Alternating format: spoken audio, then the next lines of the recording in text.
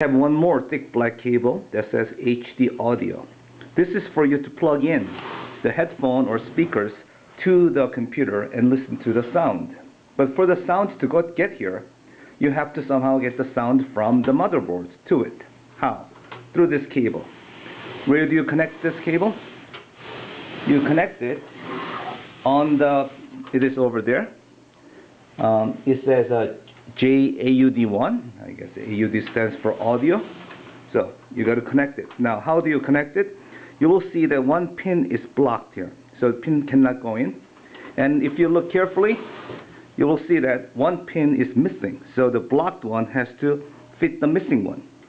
So you align those two. It'll be this way.